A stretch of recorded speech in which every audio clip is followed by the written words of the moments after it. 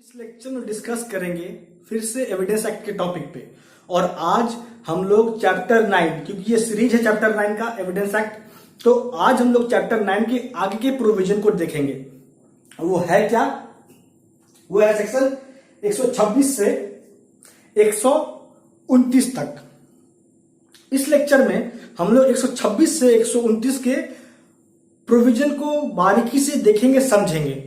और इससे प्रीवियस वाले लेक्चर में हम लोगों ने सेक्शन 118 से 125 तक कवर कर लिया था। तो बिना समय गवाए लेक्चर को स्टार्ट करने से पहले आप लोगों से रिक्वेस्ट है कि अगर आप मेरे चैनल पे नए हैं तो नीचे दिए गए सब्सक्राइब बटन पे क्लिक कर ले, चैनल को सब्सक्राइब करें, बेल आइकन दबाएं ताकि आपको डेली लेक्चर मिल सके। अगर आपको कोई समस्या है लॉ से रिलेटेड तो आप कमेंट बॉक्स में कमेंट जरूर करें। तो स्टार्ट करते हैं आज के लेक्चर को। देखिए सेक्शन 26 क्या कहता है? प्रोफेशनल कम्युनिकेशन के बारे में।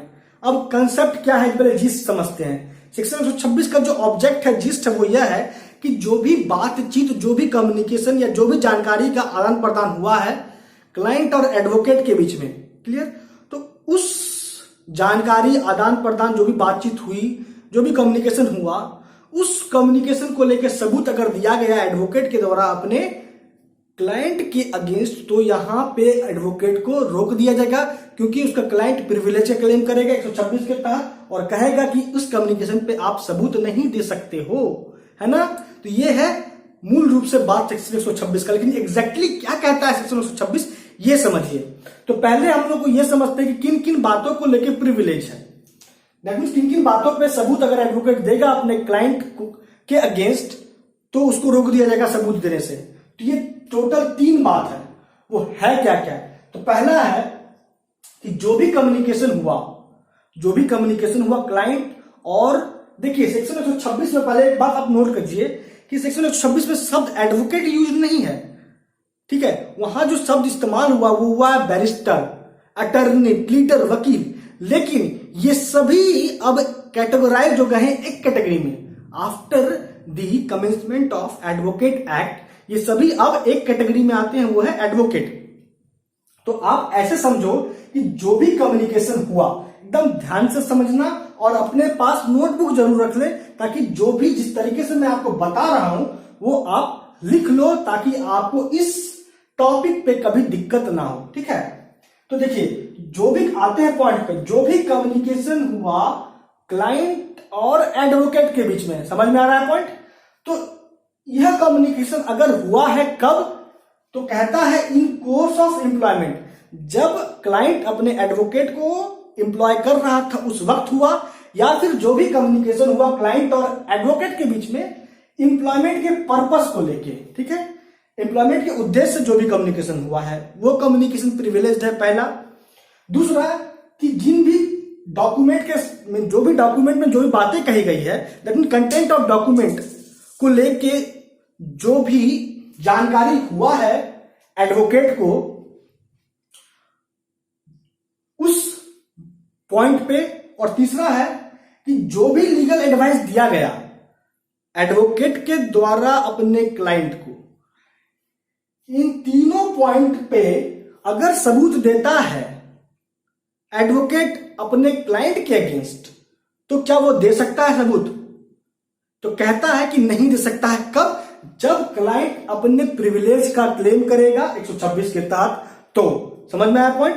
तो क्या होगा कि अगर एविडेंस दे रहा है एडवोकेट उस कम्युनिकेशन को लेके, उस कंटेंट ऑफ डॉक्यूमेंट को लेके, जिसकी जानकारी उसको कब हुई है, जब वो एम्प्लॉयड हुआ था, ठीक है, समझ में आ रही है पॉइंट? जो लीगल एडवाइस दिया था वो इन कोर्स ऑफ एम्प्लॉयमेंट या for the purpose of employment, जो भी लीगल एडवाइस दिया गया था एडवोकेट के द्वारा अपने क्लाइंट को, तो इन सभी बातों पे प्रिविलेज है और वो सबूत नहीं दे सकता है अपने क्लाइंट के अगेंस्ट। एडवोकेट नहीं दे सकता, बार बार मैं रिपीट कर रहा हूं, एडवोकेट नहीं दे सकता है सबूत अपने क्लाइंट के अगेंस्ट इन तीनों पॉइंट पे या इन तीनों बातों पे, क्लियर?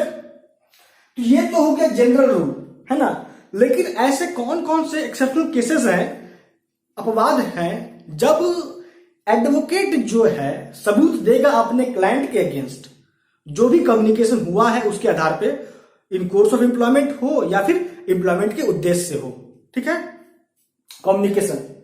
तो पहला अपवाद आता है communication in furtherance of illegal purpose, मतलब कि जो भी बातचीत, जो भी कम्युनिकेशन हुआ क्लाइंट और एडवोकेट के बीच में, क्यों हो रहा है? तो इन फर्दरेंस ऑफ इलीगल पर्पस, मतलब कोई इलीगल एक्टिविटी करने को लेके अगर हो रहा है कोई कम्युनिकेशन एडवोकेट और क्लाइंट के बीच में, तो फिर वह कम्युनिकेशन प्रिविलेज्ड नहीं है। उस कम्युनिकेशन को लेकर सबूत देगा एडवोकेट अपने क्लाइंट के ही अगेंस्ट। अब इसको एग्जांपल समझते हैं। मान लीजिए कि क्लाइंट कहता है अपने एडवोकेट से कि मेरे पास एक फोर्ज्ड डीड है जिसके आधार पे आपको बी के प्रॉपर्टी को लेना है। तो यहां पे जो कम्युनिकेशन हो रहा है ए मतलब क्लाइंट और एडवोकेट के बीच में, वो हो रहा है कि इलीगल एक्टिविटी हो सके, इलीगल पर्पस के लिए हो रहा है कि तीसरे व्यक्ति का जो उसका संपत्ति है उसको लेना है उस डीड के आधार पे। तो ये जो कम्युनिकेशन हुआ ये प्रिविलेज नहीं है। तो आप बोलोगे क्या अंतर है इस कम्युनिकेशन, ये जनरल जो एक्सेप्शनल केस फर्स्ट है उसमें और जनरल रूल में? तो देखिए, जब जनरल रूल में देख रहे हैं तो यहां पे कम्युनिकेशन हो रहा है क्राइम करने के बाद, कम्युनिकेशन हो रहा है एडवोकेट और क्लाइंट के बीच में। यहां पे वो कम्युनिकेट कर रहा है क्लाइंट अपने एडवोकेट से ताकि वो इलीगल एक्टिविटी कर सके, लेकिन उस फोर्स डीड के आधार पर वो किसी तीसरे व्यक्ति का जिसका खुद का संपत्ति है उसको ले सके। समझ में आ रहा है पॉइंट?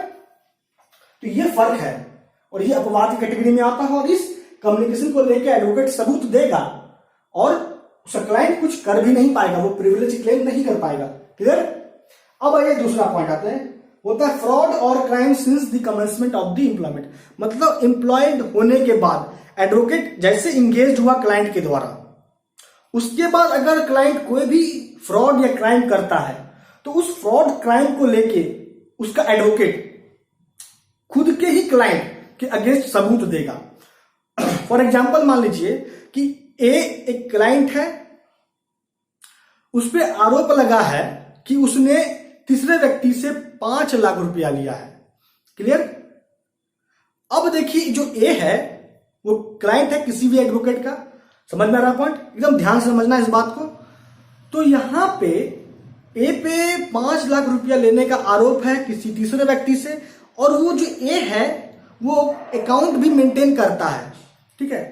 अब उसके अकाउंट बुक में लिखा हुआ था, जब वो एम्प्लॉय किया था डिफेंड करने के लिए अपने एडवोकेट को, तो उसका एडवोकेट जब देखा था शुरुआती दौर में उसके अकाउंट बुक को, तो उसमें जो अमाउंट लिखा हुआ था वो वाकई में 5 लाख लिखा हुआ था। समझ में आ रहा पॉइंट? लेकिन कुछ टाइम के बाद जब एडवोकेट दोबारा से उसके अकाउंट बुक को चेक करता है, अब उसके क्लाइंट को ही, that means a account book को, तो देखता है कि उसमें 5 लाख का जिक्र नहीं है, उसमें 1 लाख रुपए का जिक्र है कि उसने तीसरे व्यक्ति से लिया था। तो यहां पे ये जो हुआ, ये जो फ्रॉड हो रहा है ए के द्वारा तीसरे व्यक्ति के या तीसरे व्यक्ति को लेके, ये कब हो रहा है? तो एडवोकेट के इंगेज करने के बाद हो रहा है। तो इस पॉइंट पे एडवोकेट अपने ही क्लाइंट के अगेंस्ट सबूत देगा।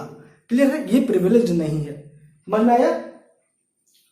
अब आइए, इसी में तो फ्रॉड के ग्राउंड पे हो गया। क्राइम क्या होता है कि अगर मान लीजिए क्लाइंट ने एडवोकेट को एंगेज किया, उसके बाद कोई क्राइम किया, तो फिर उस क्राइम को लेके भी जो एडवोकेट है वो सबूत देगा। वो ये नहीं देखा कि मेरा क्लाइंट है और मैं अपने क्लाइंट के विरुद्ध सबूत दे रहा हूं, और क्लाइंट रोक भी नहीं पाएगा अपने एडवोकेट को। क्लियर? समझ में आ रहा है? तो आगे बढ़ते हैं, आगे समझते हैं। आगे कहता है bye consent of the client, मतलब जो भी कम्युनिकेशन हुआ क्लाइंट एडवोकेट के बीच में, उस कम्युनिकेशन को लेके अगर एडवोकेट सबूत दे रहा है अपने क्लाइंट के ही अगेंस्ट और क्लाइंट कुछ नहीं कह रहा है, तो इसका मतलब क्या है? वो सहमति दे रहा है कि वो सबूत दे सकता है। लेकिन एडवोकेट जो है उस कम्युनिकेशन को लेके सबूत दे सकता है उस अपने ही क्लाइंट को लेकर, और क्लाइंट कंसेंट दे रहा है, तो ऐसा पॉसिबल है कि एडवोकेट सबूत दे। क्लियर? अब आइए नेक्स्ट जो एक्सेप्शन है, काफी इंपॉर्टेंट होता है एक्सेप्शन। अब आता है जो चौथा विवाद है, वो है lawyer suit against his client. मतलब कि अगर मान लीजिए एडवोकेट जो है सूट इंस्टीट्यूट किया for professional service against his client, तो जो भी कम्युनिकेशन होगा, ठीक है, जिसका संबंध उस प्रोफेशनल सर्विस से होगा, वहां तक, उस कम्युनिकेशन तक सबूत देगा एडवोकेट अपने ही क्लाइंट के अगेंस्ट, ताकि वो अपना सूट को अच्छे से लड़ सके और जो भी प्रोफेशनल सर्विस का जो भी अमाउंट है वो ऑब्टेन कर सके अपने क्लाइंट से। क्लियर? और जो अंतिम अपवाद है वो क्या है? वो है कि मान लीजिए क्लाइंट और एडवोकेट के बीच में जो भी कम्युनिकेशन हुआ, अगर वो कम्युनिकेशन को तीसरा व्यक्ति सुन लिया तो फिर वो तीसरा व्यक्ति सबूत देगा, वो तीसरा व्यक्ति वो सबूत देगा उस कम्युनिकेशन को लेकर, उस बातचीत को लेकर जो हुआ है क्लाइंट और उसके एडवोकेट के बीच में, क्योंकि यहां पे प्रिविलेज तीसरे व्यक्ति को नहीं दिया गया है। ठीक है, तीसरा व्यक्ति जो है वो छूट है उसको कि वो सबूत देगा। तो यहां पे जो पांचवा अपवाद है वो क्या कहता है कि अगर जो भी कम्युनिकेशन एडवोकेट और क्लाइंट के बीच हुआ, अगर वो कम्युनिकेशन किसी तीसरे व्यक्ति को प्राप्त हो गया या तीसरे व्यक्ति को उसकी जानकारी हो गई, तो वो जो तीसरा व्यक्ति वो सबूत देगा, और जब वो सबूत देगा तो प्रिविलेज क्लेम क्लाइंट नहीं कर सकता है। समझ में आ गया? तो आप इतनी बातों की जानकारी सेक्शन 126 से मिल जाती है। अब आगे बढ़ते हैं, सेक्शन 127 में आते हैं। तो सेक्शन 127 बहुत ही इजी है। वो क्या कहता है कि जो भी प्रावधान सेक्शन 126 का है वो अप्लाई होगा इंटरप्रेटर पे, एडवोकेट के सर्वेंट पे, क्लर्क पे।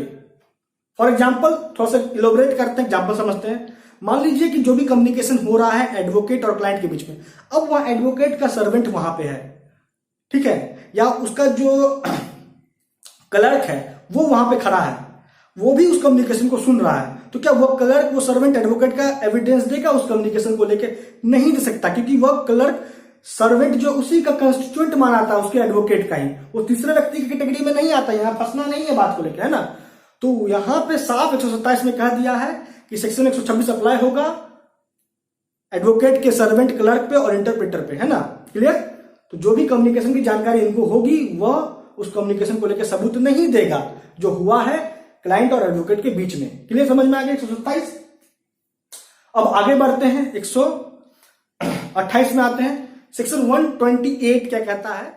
सेक्शन 128 को समझने से पहले मैं आपको फिर से 126 में लेके जाना चाहता हूं, क्योंकि सेक्शन 126 क्या कह रहा है पहले ये समझिए। पहला तो आप ये समझ में आ गया कि जो भी कम्युनिकेशन हुआ एडवोकेट और क्लाइंट के बीच में उसको लेकर सबूत नहीं दिया सकता, किसके द्वारा और किसके अगेंस्ट, ये समझ में आ गया।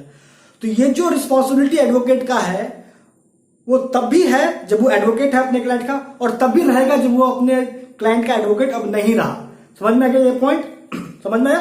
अब देखिए 128 के कंसेप्ट में आते हैं। तो 128 क्या कहता है ये समझिए। 128 कह रहा है कि अगर मान लीजिए क्लाइंट उस कम्युनिकेशन को लेकर सबूत दे रहा है जो हुआ है उसके और उसके एडवोकेट के बीच में, तो अगर वो उस कम्युनिकेशन को लेकर सबूत दे रहा है तो उसका मतलब ये नहीं है कि वो अपने प्रिविलेज को त्याग रहा है। क्लियर?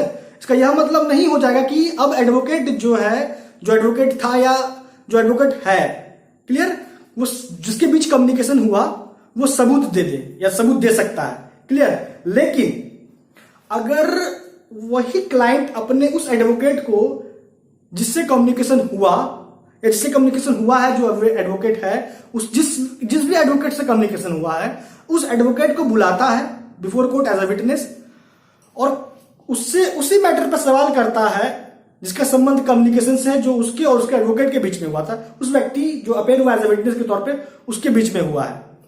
तो यहां पे अब जाके वो जो एडवोकेट है जो अपेयर हुआ है एज अ विटनेस, वो तब जाके उस कम्युनिकेशन को लेके सबूत दे सकता है। तो यहां पे यह माना जाता है कि क्लाइंट खुद सहमति दे रहा है कि उस कम्युनिकेशन को लेके एडवोकेट सबूत दे, है ना। समझ में आया पॉइंट? तभी, नहीं तो अदरवाइज अगर क्लाइंट अपने कम्युनिकेशन पे सबूत दे रहा है तो यह नहीं माना जाएगा। 128 कहता है कि उसका प्रिविलेज वेब्ड हो जाएगा। क्लियर? अब आइए आगे बढ़ते हैं, सेक्शन 129 में आते हैं। 129 साफ कहता है कि जो भी कम्युनिकेशन हुआ है, जो भी लीगल एडवाइस दिया गया है प्रोफेशनल लीगल एडवाइजर के द्वारा, उस लीगल एडवाइस पे सबूत नहीं दिया सकता। किसी व्यक्ति को आप कंपेल नहीं कर सकते कि वो सबूत दे कि क्या लीगल एडवाइस दिया गया है। क्लियर? लेकिन जिस व्यक्ति को लीगल एडवाइस दिया गया है वो अगर अपेयर होता है खुद से एज ए विटनेस के तौर पे और वो सबूत दे रहा है, तो जिस भी मैटर पे वो सबूत दे रहा है उसके सबूत के एक्सप्लेनेशन के लिए जरूरी है कि वो बताए कोर्ट को कि क्या लीगल एडवाइस दिया गया है लीगल एडवाइजर के द्वारा, तो ही जाके वो डिस्क्लोज करेगा कि क्या लीगल एडवाइस दिया गया है। क्लियर? समझ में आया पॉइंट? तो इतनी बातों की जानकारी आपको सेक्शन 129 से मिल गई। तो दोस्तों अब लेक्चर को हम लोग कंक्लूड करते हैं। इस लेक्चर में हम लोगों ने क्या क्या डिस्कस किया? हम लोगों ने सेक्शन 126 को अच्छे तरीके से समझा, उसके हर एक पॉइंट इंग्रेडिएंट को जाना, उसके 127 को समझे, 28 को समझे और 29 को समझे।